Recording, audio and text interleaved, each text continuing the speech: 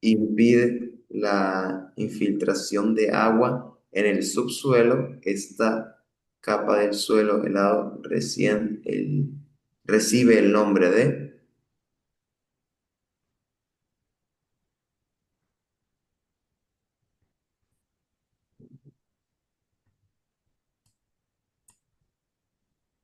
recibe el nombre de permafrost.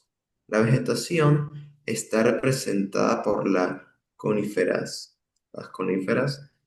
que son los árboles perennifolias, folios, entre los que se incluyen los pinos, las pineas y los abetos. Tienen la copa cónica, lo que les permite aguantar el peso de la nieve sin que se rompan las ramas. Sus raíces son superficiales para absorber el agua de la parte superficial del suelo, que se deshiela en el verano. Las hojas son aciculares, pequeñas y duras, resistentes a la congelación y transpiran muy poco. Sobre los troncos crecen poblaciones de liquines. A pesar del rigor del invierno, la fauna es muy bien rica y variada. Entre entre los mamíferos se encuentran grandes herbívoros que se alimentan de las plantas acuáticas y brotes en verano y y de la corteza de los árboles en invierno. También pequeños carnívoros como, como los bisones y los armiños, que presentan un sistema de camuflaje consistente en cambiar el color del pelaje en verano e invierno.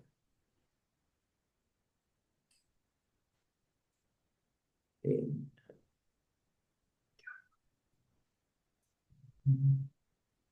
e invierno y algunos depredadores como el lobo y el oso.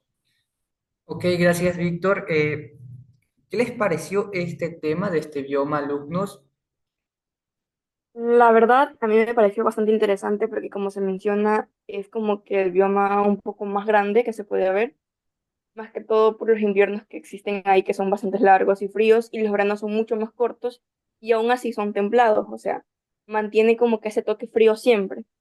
Y aún así, a partir de las temperaturas bastante bajas, se podría decir que tiene una abundancia de árboles inmensa, o sea, tiene flora y fauna en cantidad y me llama la atención que los animales se alimentaban más que todo de plantas acuáticas y de algunos brotes que pasaban en verano. Ok, correcto, Cedeño, muy buena argumentación. Es especial que se mantenga este bioma, se conserve y no se altere, porque al alterar el ecosistema de este lugar afecta en gran medida a los animales y seres que habitan en este bioma. Por eso es que los gobiernos implementan ciertas restricciones para acceder a este tipo de lugares. En Ecuador también hay lugares parecidos a lo que son las taigas. El siguiente bioma es la tundra. Me indica quién desea leer con respecto a este bioma. Ah, ok, Cedeño, adelante, por favor. La tundra se desarrolla por encima de los 70 grados de latitud norte. Está constituida por llanuras que se extienden por latitudes superiores a las de la taiga y que se llegan hasta los cielos permanentes. En esta zona, los rayos solares llegan de manera oblicua y calientan muy poco la superficie terrestre. El clima es frío y seco. La temperatura media anual es inferior a los 0 grados centígrados. Los inviernos son largos y extremadamente fríos, con temperaturas extremas inferiores a los 50 grados centígrados. mientras que los veranos son cortos y frescos, en los que raramente se superan los 10 grados centígrados. Las precipitaciones, normalmente en forma de nieve, no acostumbran a rebasar los 200-350 metros anuales.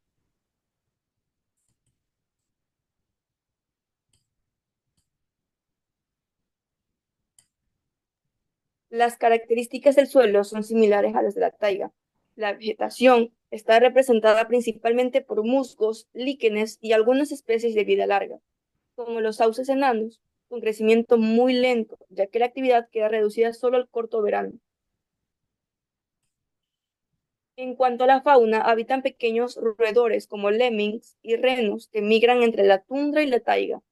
Los animales de la tundra están adaptados a este tipo de clima, ya que presentan largos pelajes protegidos por capas gruesas de grasa. Ok, eso sería lo que es la tundra, el bioma. Como pueden ver, se parecen mucho lo que es la taiga y la tundra, pero tienen una gran diferencia y es la variación de temperatura. En una, la temperatura va desde los 15 grados hasta abajo y en otra, la temperatura siempre es 0 grados. Entonces, en un bioma es un poco más complicado que los animales, las especies se adapten a este ecosistema. En otro es un poco más fácil debido al cambio de la temperatura que en verano, aunque es leve, sí se siente pues un poco la temperatura. En el caso de la tundra, la temperatura durante todo el año siempre es 0 grados y los animales que están adaptados a este ecosistema pues son muy específicos, como ya saben, el reno, el lobo, el oso, entre otras especies.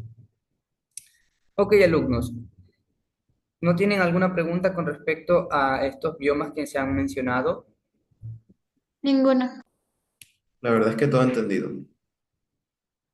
Ok, entonces vamos a hacer dos preguntas eh, con enfoque crítico con respecto a este tema que hemos hablado. La primera pregunta, como ya saben, es de forma abierta. Para contestarla necesitan levantar la mano y es cuáles son las ventajas y desventajas de los biomas mencionados. En general, de todos los biomas que hemos mencionado desde el inicio de este tema.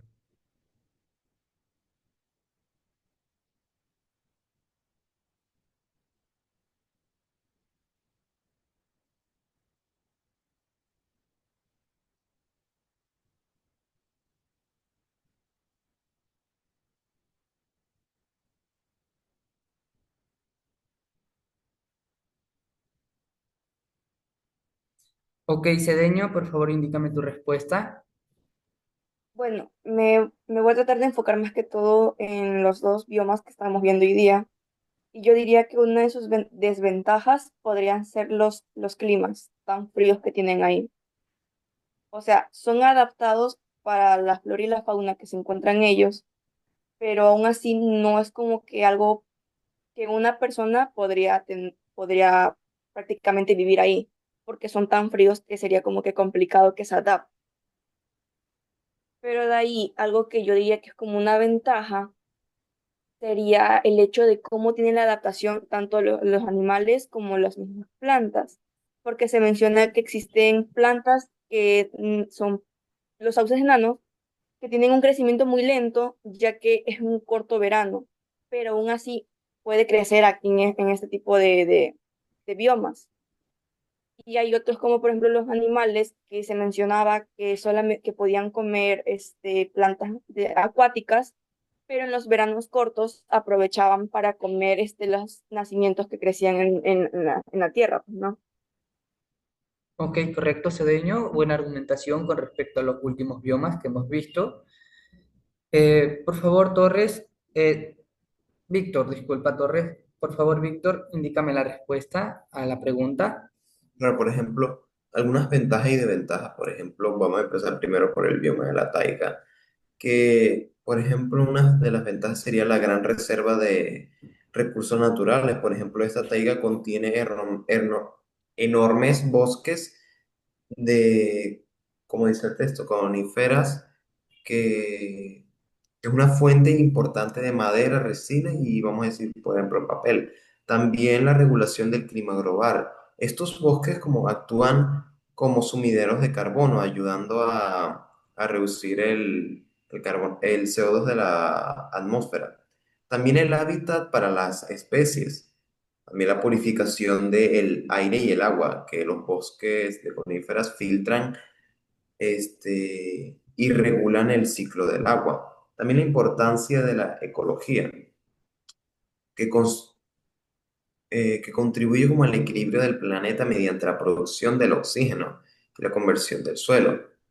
De las desventajas yo podría mencionar las condiciones climáticas extremas, porque son extremas. Los inviernos son muy fríos y largos, que limitan la agricultura y la vida humana.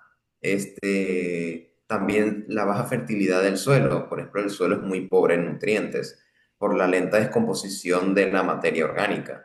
También la vulnerabilidad a incendios y tala.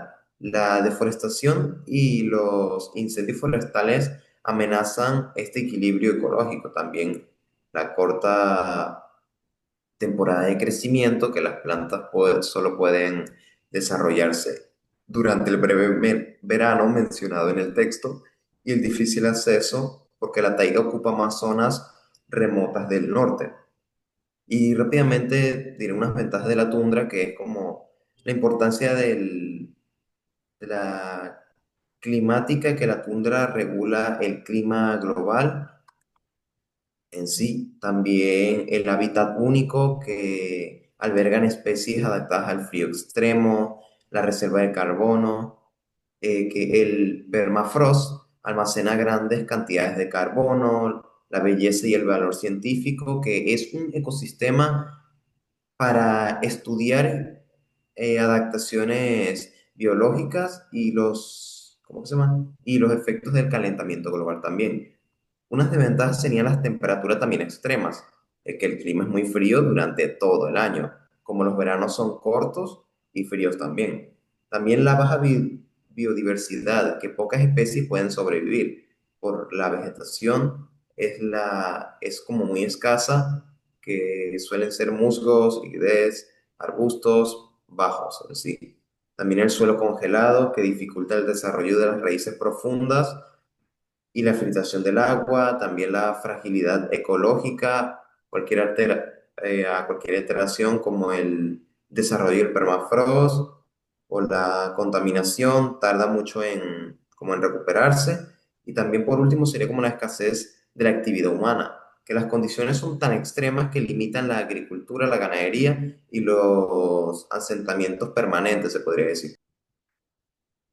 Ok, Víctor, está bien argumentada tu respuesta. Por favor, Torres, indícame la respuesta que has llegado a tener con respecto a la pregunta. Yo creo que las ventajas de la taiga sería, por ejemplo, que los animalitos se pueden esconder del ser humano, ya que al ver tanta nieve, el ser humano ya no puede lograr ver ni cazarlos, y hasta los mismos árboles están hechos para poder resistir a esas bajas temperaturas, para poder absorber el agua de esa nieve que se va derritiendo bajo esas capas, como aproximadamente 400 milímetros a unos 600 milímetros. También sobre cómo los árboles pueden dar frutos a través de ese frío, ya que hay muchos que se han adaptado, así como los animales. También las ventajas sería de la tundra, podría ser de que para los animales sería mucho más fácil conseguir y obtener los alimentos, ya que dice que es un poco menos que la nieve que en la taiga, ya que esta solo posee como más o menos como unos 200 milímetros, ya que al ser muy seco y las temperaturas llegan un poco más de lo que son los rayos del sol, hace que esta nieve, al ser muy pequeña, se pueda disminuir, y también sobre todo haciendo que sea un poquito más fértil la tierra, ya que la nieve al verano comenzarse a derretir hace que obviamente se vuelva líquido y se haga agua, haciendo que las pocas plantas que se han acostumbrado puedan desarrollarse de mejor manera.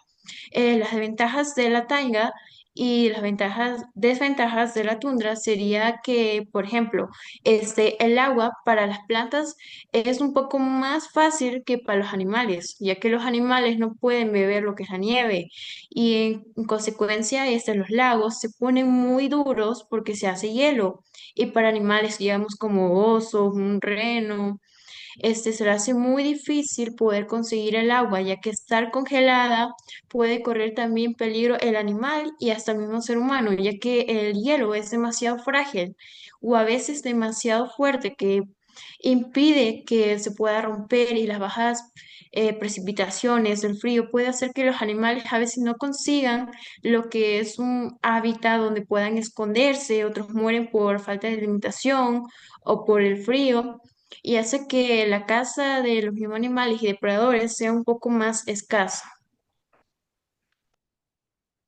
Ok, Torres, excelente argumentación con respecto a los dos últimos ecosistemas que vimos, a los dos últimos biomas.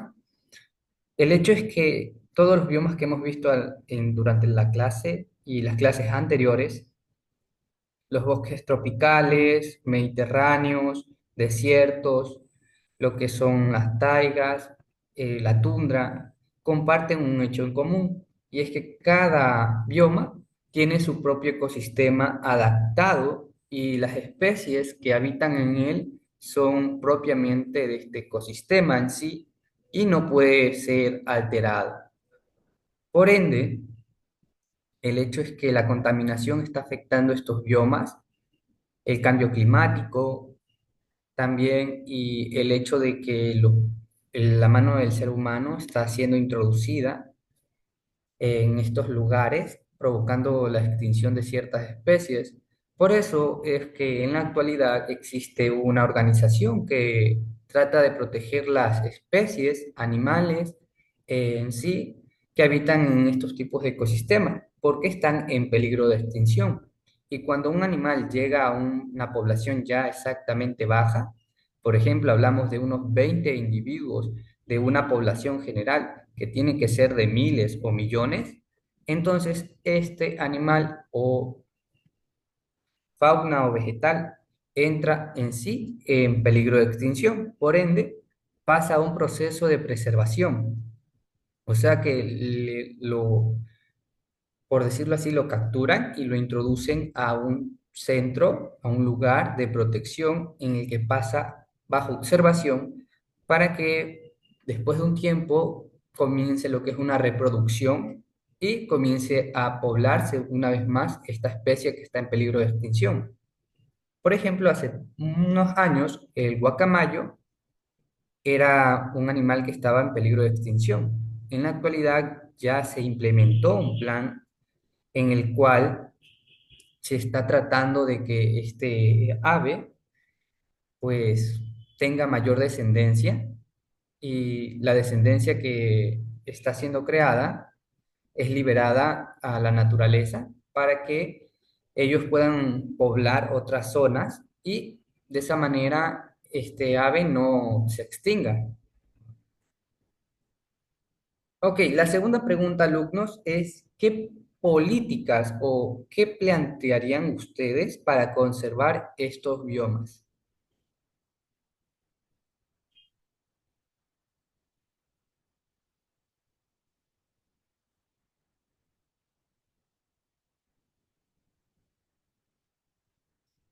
Nadie, ok, vamos a preguntar específicamente entonces, Cedeño, ¿qué medidas plantearías para poder preservar los biomas que hemos mencionado?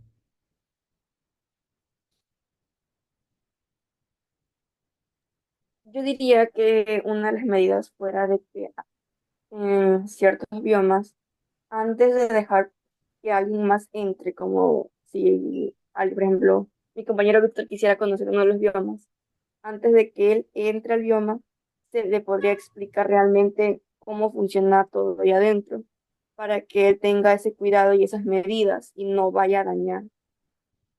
Ok, Víctor, Por ejemplo, una de las políticas o así que daría yo sería como, ¿cómo podría decir?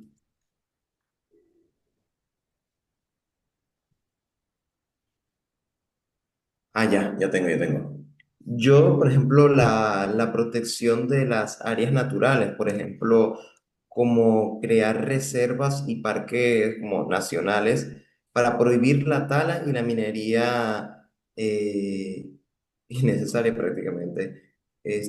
También como el uso sostenible de los recursos, por ejemplo, también fomentar, ¿cómo se llama? El ecoturismo y la recolección controlada de los productos forestales, por ejemplo, controlada, no de manera desenfrenada, porque para minimizar las infraestructuras de la tundra, también la mitigación del cambio climático, por ejemplo, reducir el, ¿cómo que se llama eso?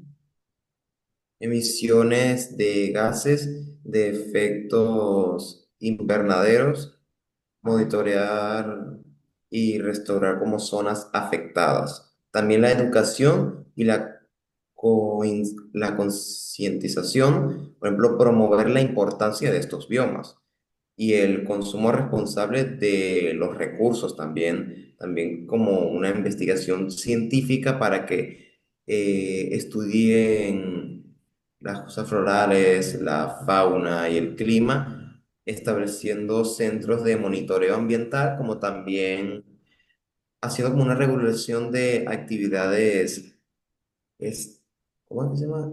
Extractivas, extractivas que limitarían la minería, el petróleo y la tala mediante licencias estrictas y evaluando el ambiente para así cuidarlo más y mejor.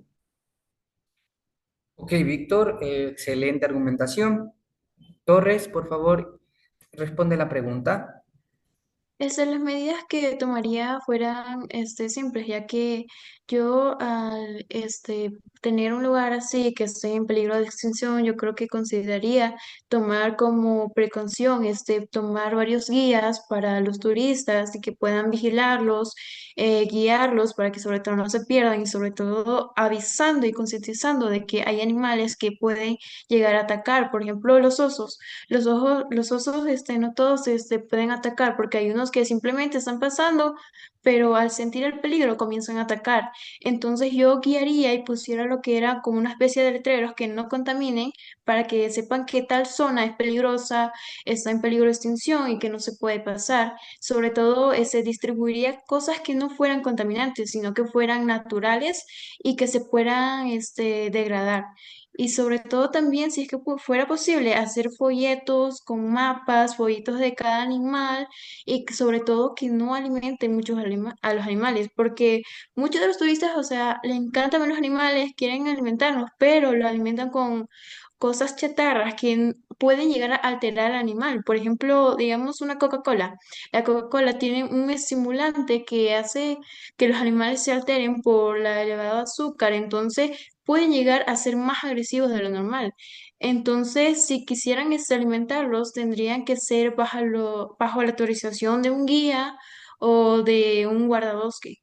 Y sobre todo de que se pueda quitar el hecho de que las personas dejen su basura en todos lados, que haga la minería, que contaminen los ríos o corten lo que es la tala de los árboles, ya que muchos de estos sirven como de alimento y de protección entre los animales. Por ejemplo, los búhos, la mayoría de búhos se esconden también en los que son, digamos que en las cuevas, los árboles, también las ardillas.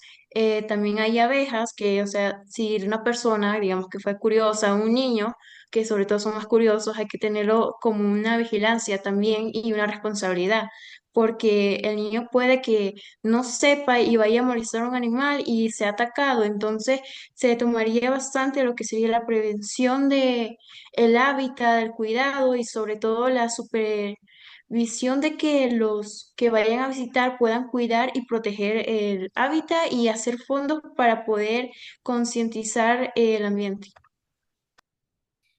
Ok, Torres, excelente respuesta. De hecho, alumnos, algunas de las medidas que ya han mencionado están siendo implementadas por los gobiernos de estos lugares para poder ser preservados estos biomas, ya que el hecho que Es que, como ya han mencionado, gran parte del daño que sufre el planeta es provocado por el ser humano. A continuación, vamos a explicar la tarea que tienen que realizar si no tienen alguna pregunta que realizar con respecto a los biomas que hemos visto. ¿Ninguna? La verdad es que no. Perfecto. La tarea en clase, como ya saben, son tres preguntas fáciles de responder hechas a base de lo que vemos en cada clase. En este caso, hemos visto los dos biomas, que sería la taiga y la tundra. Como pueden ver en la pantalla, son las tres preguntas que tienen que responder para la actividad en clase.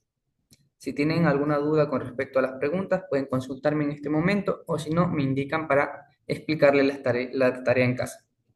No hay pregunta. Excelente. Siguiente actividad. La tarea en casa es una investigación de biomas del Ecuador que presenten condiciones climáticas similares a lo que es la tundra o la taiga y explicar las principales diferencias, utilizando lo que son las normas APA de séptima edición. Esa es la actividad en casa. ¿Tienen alguna pregunta con respecto a esta actividad, alumnos? No. Ninguna. Ok, entonces eso sería todo, alumnos, con respecto a la clase del día de hoy. Ha sido un gusto. Les deseo una linda tarde. Ya pueden realizar su actividad en clase.